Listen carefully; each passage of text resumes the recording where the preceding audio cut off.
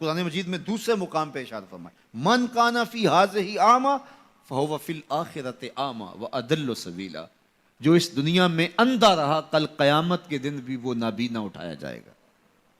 دنیا میں اندھا رہنے سے کیا مراد ہے؟ اس نے اپنے مقصد زندگی کو ہی نہ سمجھا۔ 60 سال کی، 70 سال کی، 50 سال کی زندگی عطا کی گئی تھی۔ یہ زندگی کیوں عطا کی گئی ہے؟ وہ منصوبہ بندی اس دنیا کی زندگی کے لیے تو کرتا رہا، سویر سے شام تک، شام سے سویر تک لگا رہا، جی میں اپنا مستقبل ٹھیک کر رہا ہوں۔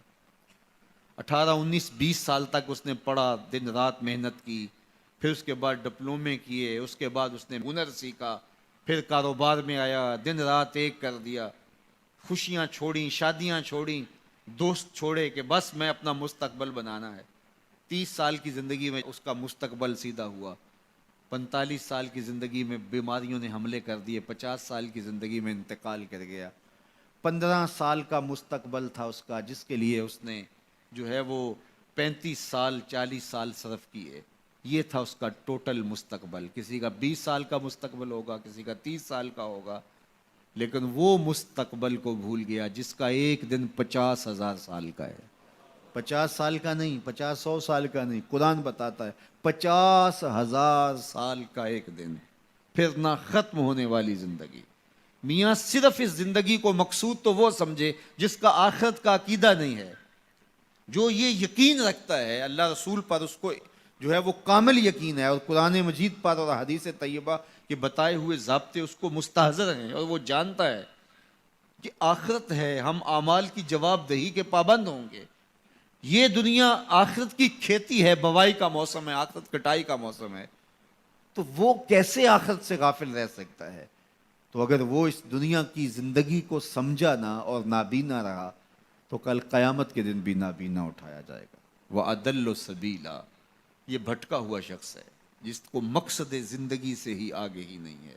ہمیں پیدا کیوں کیا گیا؟ ہم آئے کیوں؟ تو میاں ہم اس دنیا پر آئے ہیں تو ہمارے آنے کا کوئی مقصد تھا، مدعا تھا۔ اس مدعا کو حاصل کرنے کے لیے ہمیں دن رات کوشاں رہنا چاہیے، استغفار کریں، تقوی کے خوگر ہو جائیں، شکر کرنے کی عادت ڈالیں۔ جو شکر کرتے ہیں اللہ تعالیٰ ان کو اور زیادہ عطا فرماتا ہے۔ اس طرح دوسروں کی پریشانیاں دور کریں، اللہ آپ کی پریشانیاں دور کرے گا۔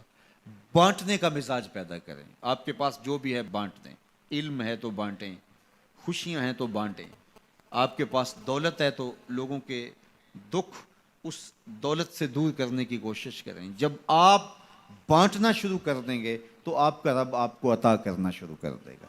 جو آپ نے دیا ہے، جو بانٹا ہے، وہ بھی آپ کا نہیں تھا، وہ بھی تمہارے رب نے تمہیں دیا تھا، لیکن اس کے بدلے میں جو عطا کرے گا، اللہ اکبر۔ کسی نے کہا کتنا دینا چاہیے؟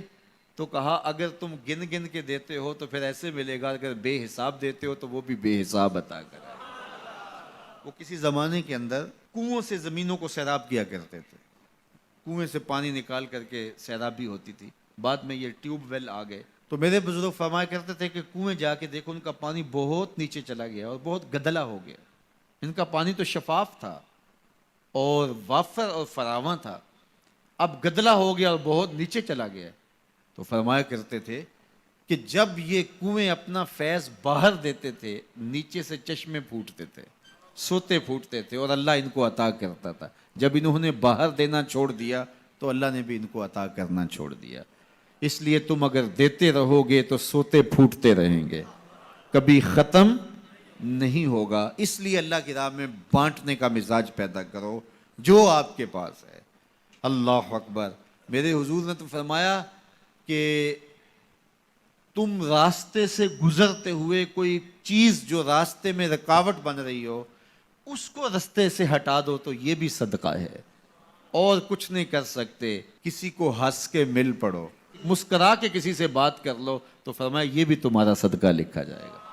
یہ نیکی بھی چھوٹی نہ سمجھنا، یہ بھی بہت بڑی نیکی ہے۔ تو جو آپ کے پاس ہے وہ بانٹو تو انشاءاللہ آپ کو اللہ اور عطا کرے گا، اور زندگی کے اندر ایک طمانینت کا نور اور ایک اجالا پیدا ہوگا۔ اللہ جل شانہ ہم سب کو خوشگوار، مطمئن، پاکیزہ اور خوبصورت زندگی کا نور عطا فرمائے۔